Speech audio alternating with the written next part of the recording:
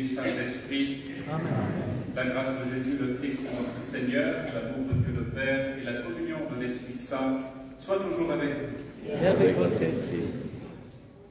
Chers amis, ce soir, on célèbre le 7e signe de l'Évangile de Jean, la résurrection de l'apogée de ce que le Christ a fait parmi nous.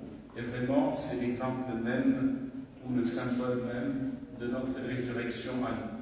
L'appel de Lazare, Lazare vient dehors, c'est un appel personnel à chacun de nous. C'est l'image type de la sortie de la mort et de la conversion véritable, c'est-à-dire du renoncement au péché. On est tous ce soir appelés à demander au Seigneur pardon, mais peut-être ce soir, il faudrait qu'on demande pardon au nom de tout le monde, au nom de ceux qui sont incapables de demander pardon, au nom de ceux qui commettent des crimes, au nom de ceux qui tuent, au nom de ceux qui ne pensent qu'à leur intérêt, petit intérêt, au nom de ceux qui sont complètement aveuglés par la logique de la violence, par la logique de la haine. Et cette logique nous traverse tous. Nous sommes tous travaillés par la haine, par la violence, et pas seulement les combattants. Cette messe est une occasion pour nous tous de demander au Seigneur la vraie conversion et vraiment la vraie miséricorde, parce que le monde, pas seulement le Liban, mais le Proche-Orient, a besoin de la miséricorde de Dieu. Et ce qui nous attend est l'inconnu. On ne sait pas les jours qui vont venir, ce qu'ils vont amener avec eux. On sait une seule chose, que le Seigneur est avec nous. Et ce soir, renouvelons ensemble cette foi dans la présence du Seigneur, cette présence qui est inestimable, et demandons à lui ensemble. Je confesse à Dieu Tout-Puissant, je reconnais devant vous, frères et sœurs, que j'ai péché en pensée, en parole, par action et par omission. Oui, j'ai vraiment péché. C'est pourquoi je supplie la bienheureuse Vierge Marie, les anges et les saints, et vous aussi, frères et sœurs, de prier pour moi, le Seigneur notre Dieu. Que Dieu Tout-Puissant nous fasse miséricorde, qu'il nous pardonne nos péchés et nous conduise à la vie éternelle. Amen.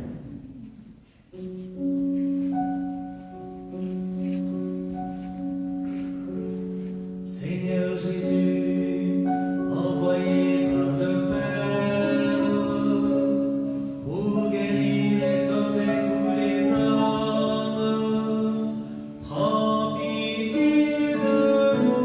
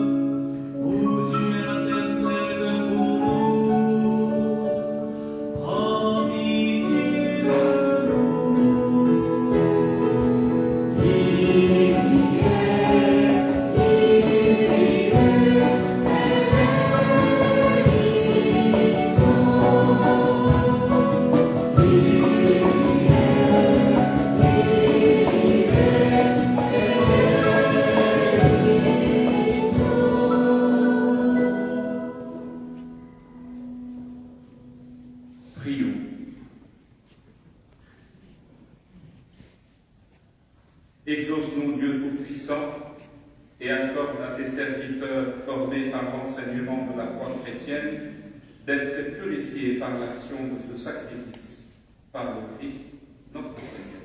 Amen.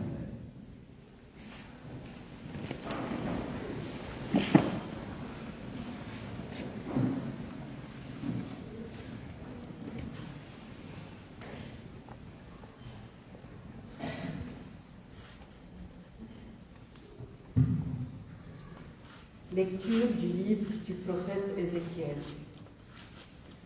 Ainsi parle le Seigneur Dieu.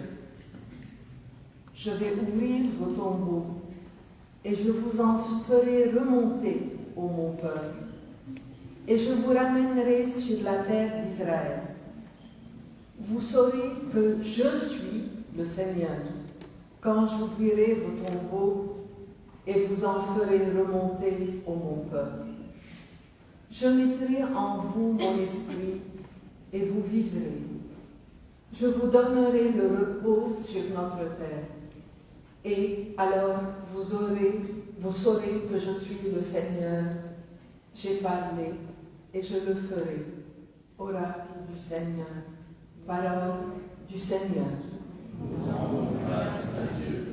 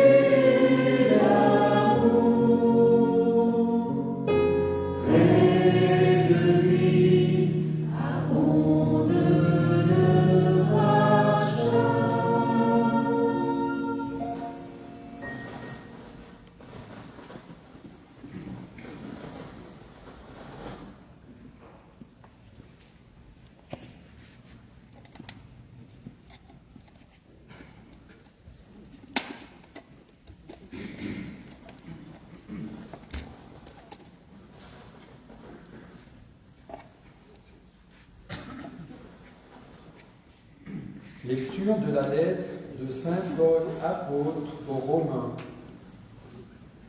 Frères, ceux qui sont sous l'emprise de la chair ne peuvent pas plaire à Dieu. Or, vous n'êtes pas sous l'emprise de la chair, mais sous celle de l'Esprit, puisque l'Esprit de Dieu habite en vous. Celui qui n'a pas l'Esprit du Christ ne lui appartient pas. Mais si le Christ est en vous, le corps, il est vrai, reste marqué par la mort à cause du péché.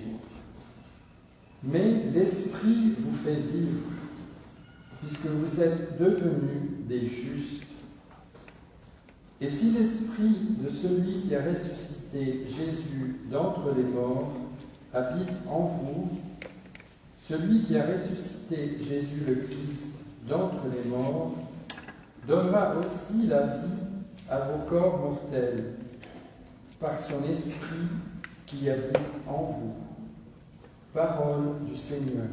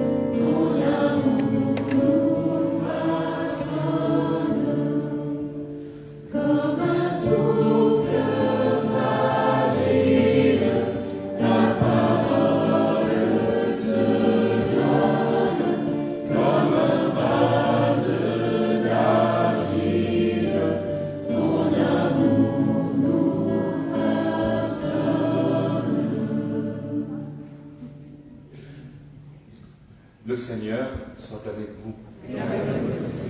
Évangile de Jésus-Christ selon saint Jean.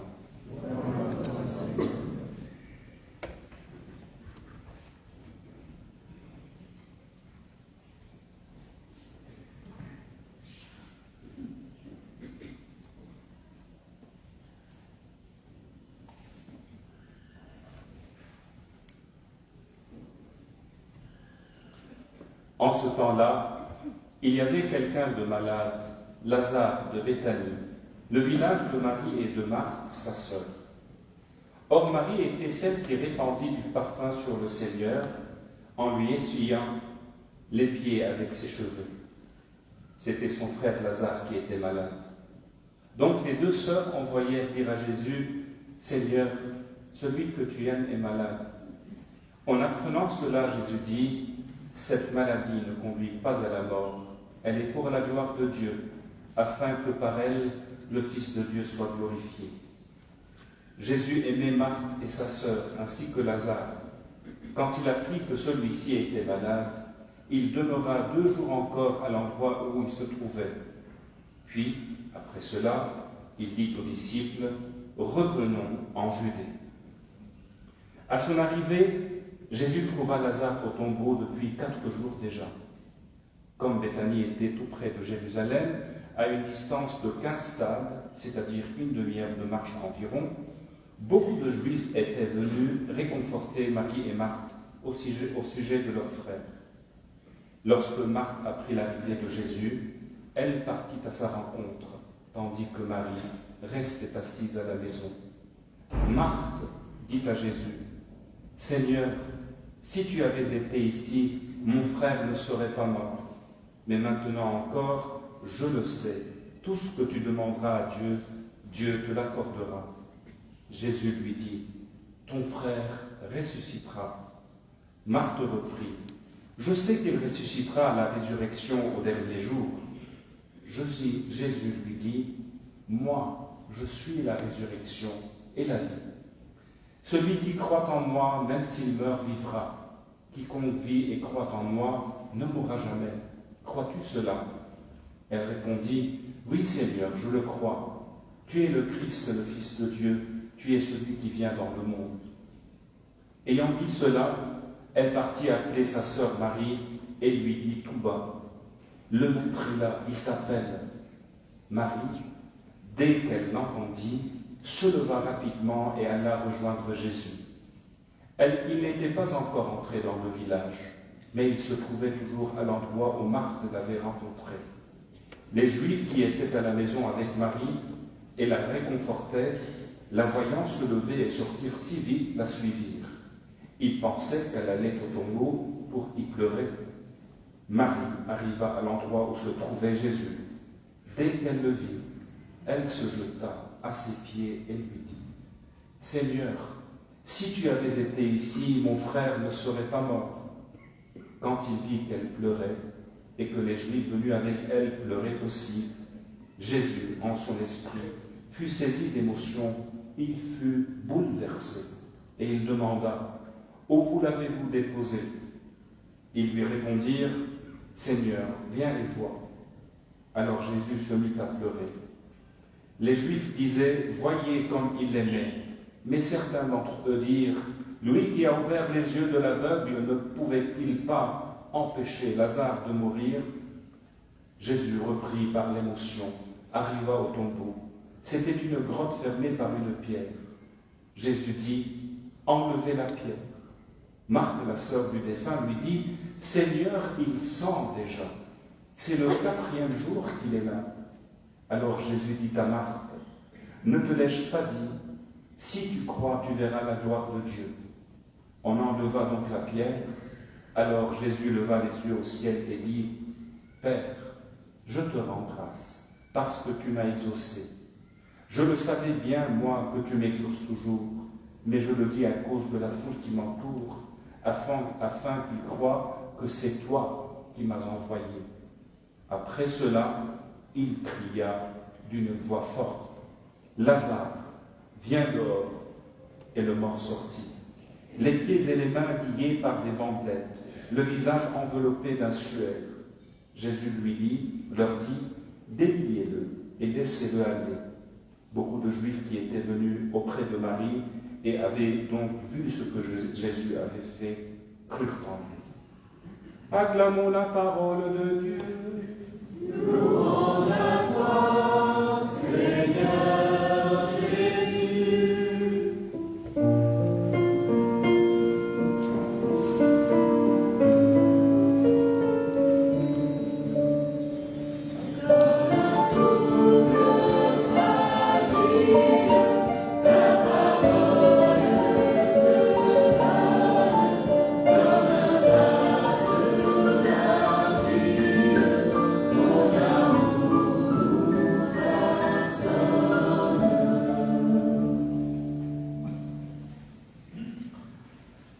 Des profondeurs, je crie vers toi, Seigneur.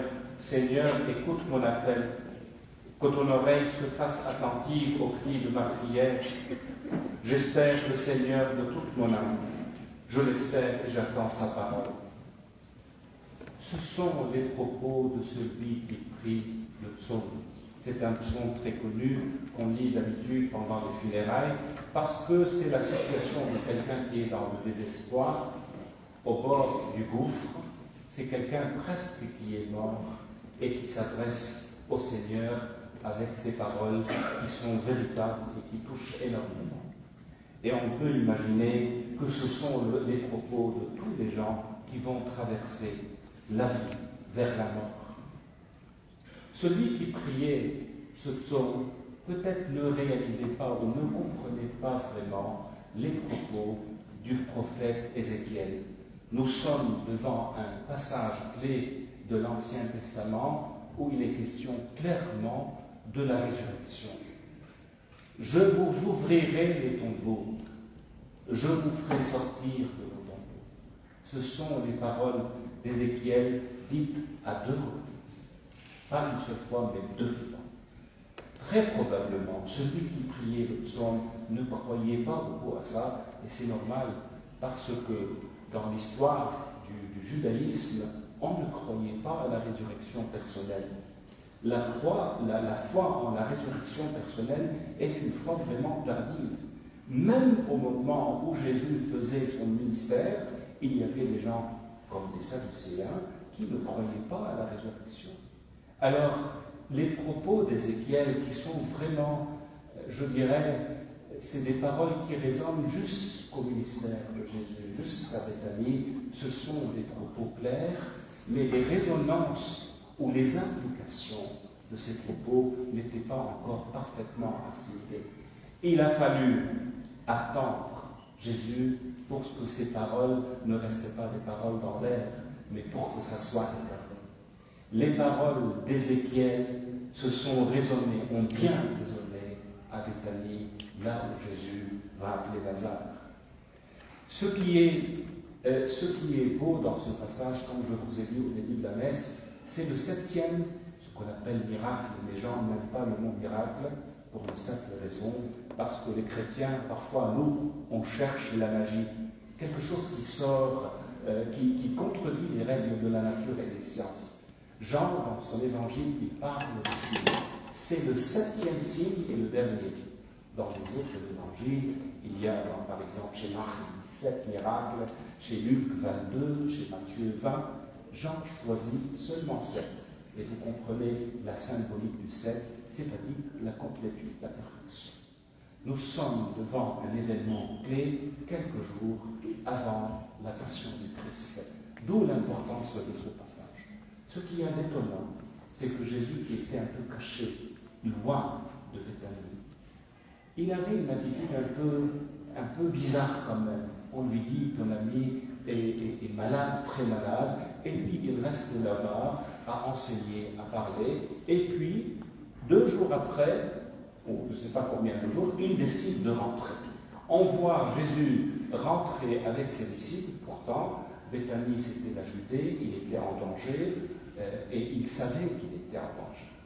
Il vient à Béthanie rencontrer Lazare et ses sœurs, et il dit à ses disciples que Lazare est mort déjà. Il savait. En tout cas, il arrive dans cette ville, Marthe a pris la nouvelle, et elle vient à la rencontre de Jésus. Et vous avez entendu un peu le reproche, Seigneur, si tu étais avec nous, mon frère ne serait pas mort. Autrement dit, ton ami que tu aimais beaucoup, il était en danger. Où étais-tu? Mais où étais-tu? Pourquoi tu n'étais pas avec lui? Pourquoi tu l'as laissé mourir? Il faut entendre vraiment le reproche, mais c'est le reproche de ceux qui aiment vraiment. Et Dieu sait combien Jésus aimait Marthe, Marie et Lazare. Cette famille faisait partie des gens très très proches de Jésus. Et là, il y a dans le dialogue quelque chose d'unique dans tous les évangiles. Il n'y a pas dans tous les évangiles ce que Jésus va dire à Marie. Il va dire à Marthe, il va dire, tu crois à la résurrection? Elle dit, oui, je crois à la résurrection à la fin des temps. Et il s'adresse à elle, et c'est le moment unique de tous les évangiles. Marie, Marthe, je suis la résurrection. Je ne sais pas si vous comprenez l'implication de ces paroles. Il ne dit pas seulement « je suis la vie », il le dit à plusieurs reprises dans les évangiles. Il dit « je suis la résurrection ». Ça veut dire quoi? Ça veut dire j'ai une connaissance intime de la mort. Ça veut dire la mort fait partie de ce que je suis. Pour que je renais à la vie, il faut que la mort me colle à la peau. Mais ce n'est pas la mort à laquelle on pense. Je suis la résurrection est vraiment le témoignage ou la déclaration de l'identité profonde de Jésus comme Fils de Dieu. Jésus renaît de sa mort et il meurt de sa vie. C'est ça l'équation qui est peut-être très difficile à comprendre. Ça veut dire quoi concrètement? Ça veut dire à chaque instant, Jésus connaît la mort et de cette mort, il revient à la vie. C'est pour cela qu'il est le Fils. Pourquoi il n'a pas peur de la mort?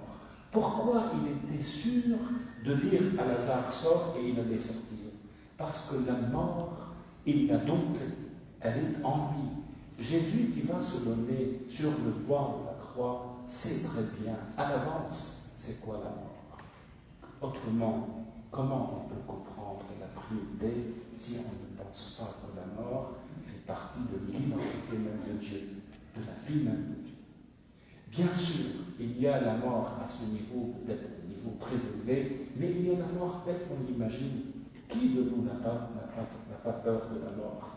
Il y a encore quelques jours, on a croyé nous rendre visite dans ce quartier quand cet immeuble nous est tombé. On a dit peut-être qu'on allait passer, qu'on allait mourir. Vraiment, on a côtoyé la mort. Et quand la mort s'approche de nous, on imagine la souffrance, on imagine le passage, on est dans l'imaginaire. Mais Jésus n'était pas dans l'imaginaire, il était dans le réel. Jésus n'avait pas peur de cette mort. Même devant sa mort, il ne s'est pas retiré, il n'a pas changé d'avis, il a fait face à la mort. D'où l'importance de ces propos dits à Marthe, « Je suis la résurrection ». Et là, Marthe va appeler sa sœur. Marie, qu'est-ce qu'elle va faire? Comme son habitude. À 2 reprises avant ce passage. La première fois, elle était assise à ses pieds. Quand il a enseigné, elle laissait sa sœur travailler. Elle ne voulait pas travailler à la cuisine peut-être, mais elle était au pied de Jésus. La deuxième fois, elle a mis du parfum et elle les a essuyés avec ses cheveux, quelques jours avant la passion. Et la troisième fois, à la mort de son frère, elle est venue se jeter à son pied, et encore une fois, le même propos. Si tu étais avec nous, mon frère ne serait pas mort. Je pense ceux qui ont traversé une épreuve de deuil véritable savent très bien combien ces propos sont vraiment véritables. C'est quelque chose qui exprime vraiment le cri de celui qui est vraiment dans la souffrance de la deuil. Et c'est ça la beauté et la tension de tout ce passage de l'Évangile. Et Jésus, on va voir, on a vu dans ce passage un Jésus qui n'est pas comme d'habitude, un Jésus qui avait des émotions. À 3 reprises, l'Évangile nous dit, il était ému, il était attentif aux pleurs des autres, et il a lui-même pleuré. On ne voit pas beaucoup Jésus pleurer dans l'Évangile. Et on peut se demander comment il pleure, et lui, il était le fort, il connaît la mort, et lui, il savait qu'il allait ressusciter Lazare. Mais pourquoi il pleure alors? Certains peuvent voir dans ça une petite contradiction. Or, il n'y a pas de contradiction, pour une simple raison. Parce que même si on sait et on a la foi qu'on va vaincre la mort, cela n'empêche de sympathiser avec les gens, de sentir leur douleur, de traverser avec eux leur deuil. Le fait de voir les gens dans la souffrance à cause de la mort de Lazare a toute sa valeur. Pas parce que Lazare allait ressusciter que cela n'était pas vrai. Au contraire. D'où l'importance de ce geste de Jésus. Il va pleurer avec les gens qu'il aimait, avec Marthe, avec Marie et avec les gens autour d'eux. Et puis ce geste, je dirais, c'est un geste royal. Comment on sait que Jésus est la résurrection? Ce n'est pas une idée, c'est dans les faits. Par 2 mots seulement, il va dire « dehors ». Dehors. Est-ce que, je ne sais pas, le problème qu'on est habitué à ce passage, on ne voit pas vraiment ce moment comme même exceptionnel. Par 2-3 mots, il était capable de ressusciter un mort. À propos, même dans le Coran, on entend l'écho de ça. Dans le Coran, il est dit de Jésus, il ressuscitait les morts. Il mauta. Ça fait partie de l'identité de Jésus lui-même. 2-3 mots étaient suffisants pour ressusciter Lazare. Et bien sûr, nous sommes tous concernés par ces paroles. Si on est des amis de Jésus, si on essaye de lui faire confiance, on va comme lui s'habituer et avoir une expérience de la mort, et avoir une expérience de ce que la vie de Dieu est. Nous sommes tous appelés à 2 semaines avant Pâques à vraiment renouer avec notre foi, avec les fondements de notre foi. Nous croyons à la vie qui renaît de la mort et le Seigneur sera à nos côtés, quoi qu'il arrive. Et on a besoin peut-être de se le dire pendant ces temps qui sont difficiles pour nous tous, le Seigneur sera avec nous, quoi qu'il arrive, parce qu'il est la vie et il est la résurrection.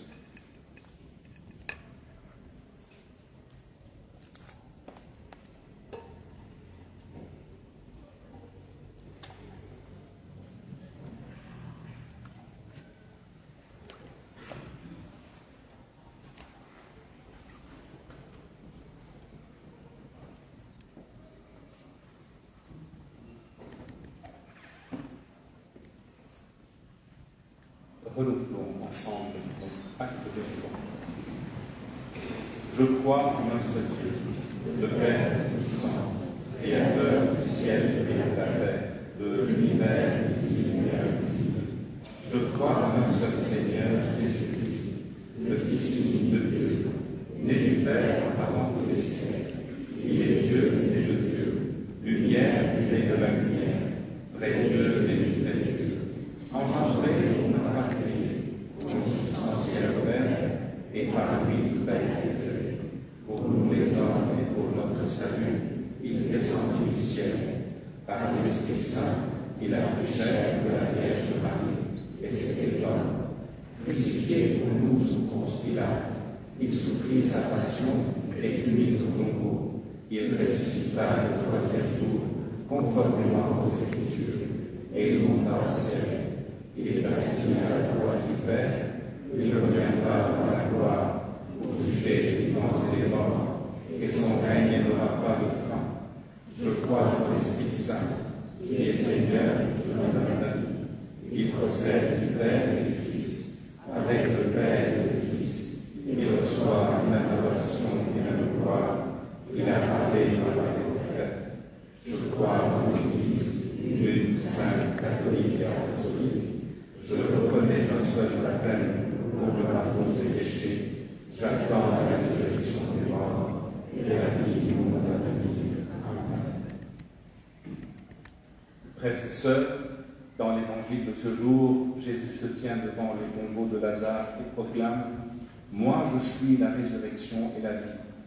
Dans la confiance, présentons au Père nos prières pour l'Église, pour notre pays et pour tous ceux qui ont besoin d'espérance.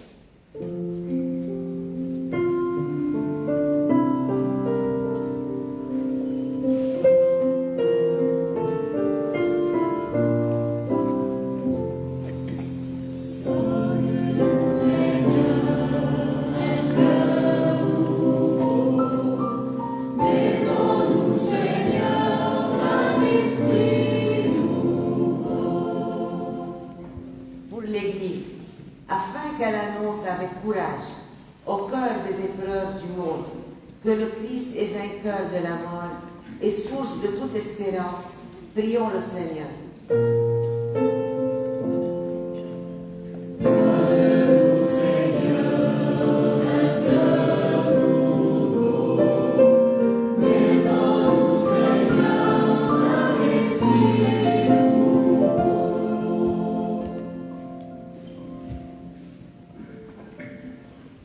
Pour les responsables des nations, afin que Dieu éclaire leur conscience et qu'il leur donne la sagesse de rechercher la justice et la paix, et qu'il mette fin aux violences et aux guerres qui meurtrissent les peuples, spécialement dans notre région et notre pays. Prions le Seigneur.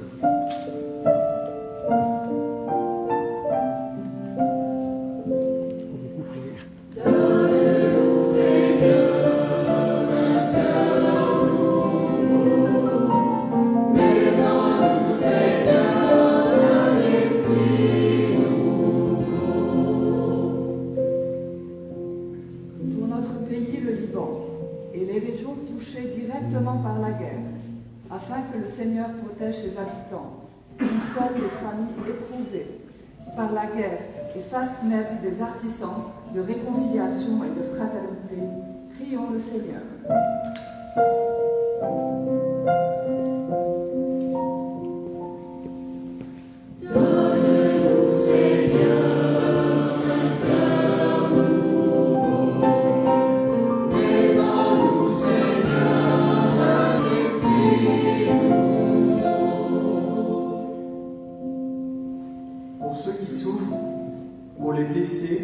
les déplacés, les malades, ceux qui vivent dans la peur ou le deuil, afin que la présence du Christ, qui a pleuré devant la tombe de son ami Lazare, leur apporte consolation et espérance. Prions le Seigneur.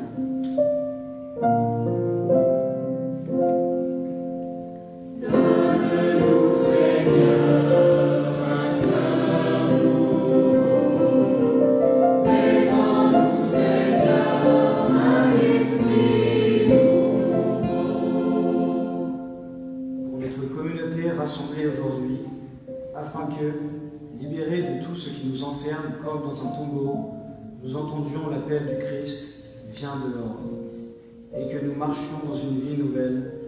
Prions le Seigneur.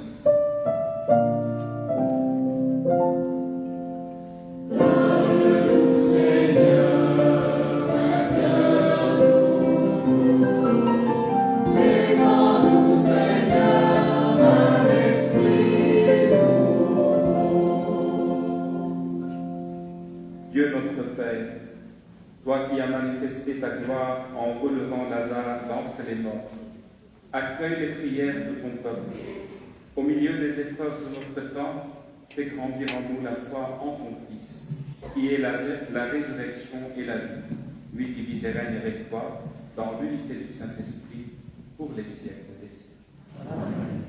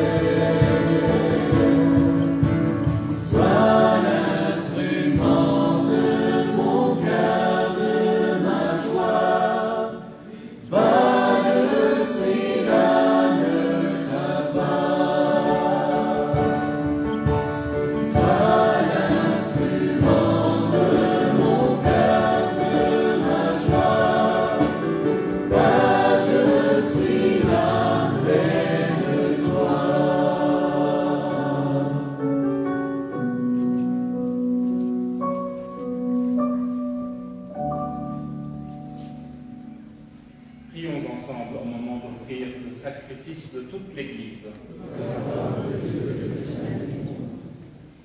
Exauce-nous, Dieu Tout-Puissant, et accorde à tes serviteurs, formés par l'enseignement de la foi chrétienne, d'être purifiés par l'action de ce sacrifice, par le Christ notre Seigneur. Amen. Le Seigneur soit avec vous. Et avec votre esprit. Élevons notre cœur. Nous le devons vers le Seigneur. Rendons grâce au Seigneur notre Dieu. Cela est juste et bon. Vraiment, il est juste et bon, pour ta gloire et notre salut, de t'offrir notre action de grâce toujours et en tout lieu, Seigneur, Père très saint, Dieu éternel et tout-puissant, par le Christ notre Seigneur. Amen. Lui-même, homme véritable, il a pleuré son ami Lazare. Dieu éternel, il le relèvera du tombeau. Ainsi, dans sa compassion pour le genre humain, il nous conduit par les sacrements de Pâques jusqu'à la vie nouvelle. Par lui, les anges adorent ta majesté et se réjouissent en ta présence à jamais.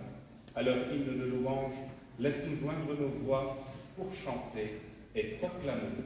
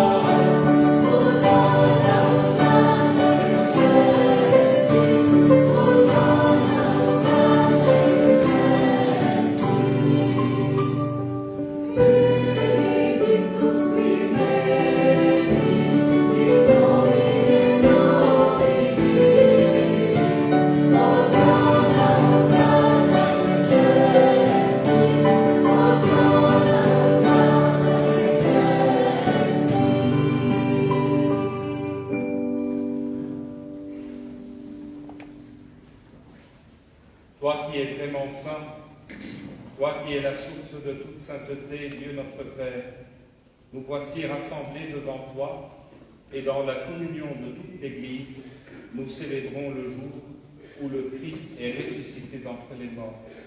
Par lui que tu as élevé à ta droite, nous te prions. Sanctifie ces offrandes en répandant sur elles ton esprit, qu'elles deviennent pour nous le corps et le sang de Jésus le Christ, notre Seigneur.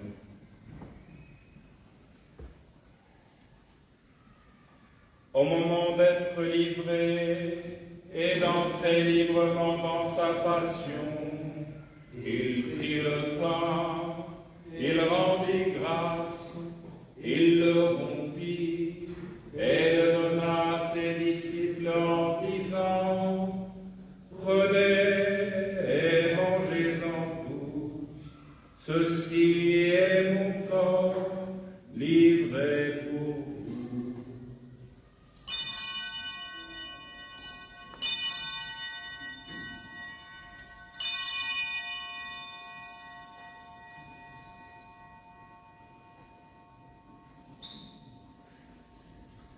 De même, après le repas, il prit la coupe, de nouveau il rendit grâce, et la donna à ses disciples en disant: Prenez et buvez-en tous, car ceci est la coupe de mon sang, le sang de l'alliance nouvelle et éternelle, qui sera versé pour vous et pour la multitude en rémission des péchés.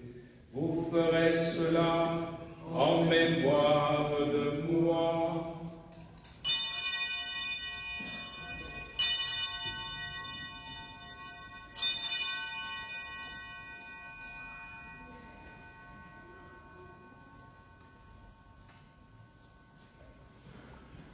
Il est grand le mystère de la foi.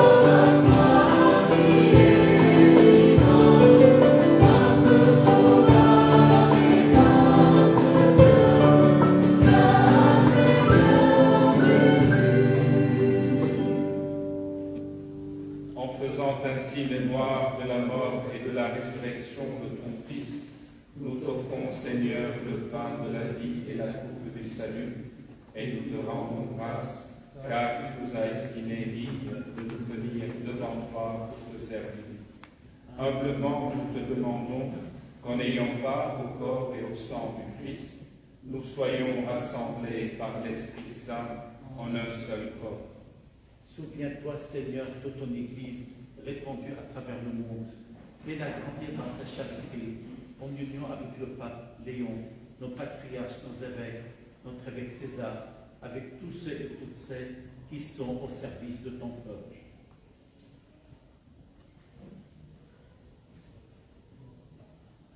Souviens-toi de Joseph Sraïbé, qui a quitté ce monde et que tu appelles auprès de toi. Puisqu'il a été uni à la mort de ton Fils, accorde-lui de participer à sa résurrection. Souviens-toi aussi de nos frères et sœurs qui se sont endormis dans l'espérance de la résurrection, et souviens-toi dans ta miséricorde de tous les défunts. Accueille-les dans la lumière de ton visage. Sur nous tous, enfin, nous implorons ta bonté. Permets qu'avec la Vierge Marie, la bienheureuse Mère de Dieu, avec Saint Joseph, son époux, les apôtres et tous les saints qui ont fait ta joie au long des âges, nous ayons part à la vie éternelle, et que nous chantions ta louange et ta gloire par ton Fils Jésus le Christ.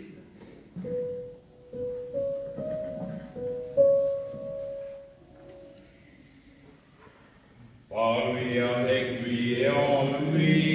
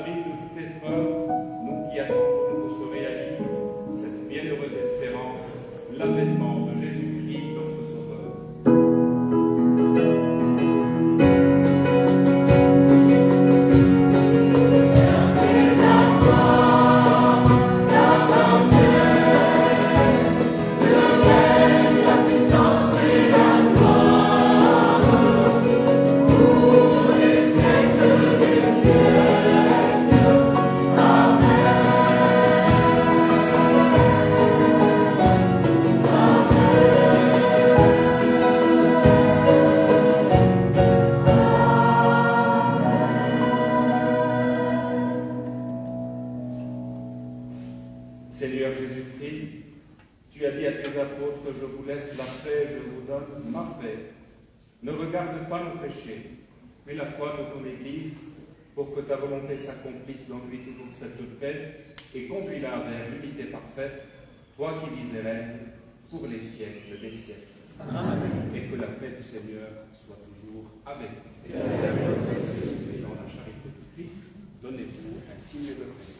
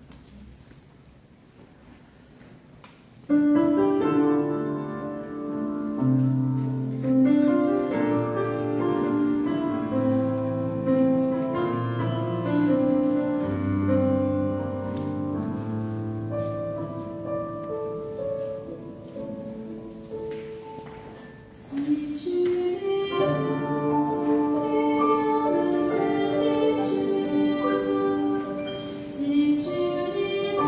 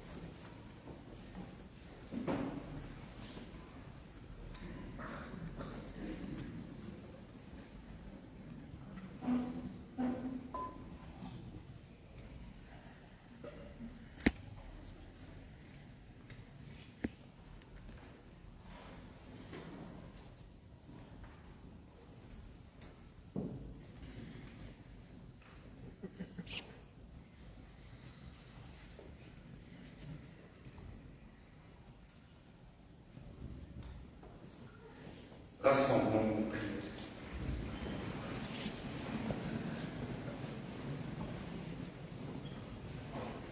Accorde-nous, Dieu Tout-Puissant, d'être toujours comptés parmi les membres du Christ, nous qui communions à son corps et à son sang, lui qui vit et règne pour les siècles des siècles.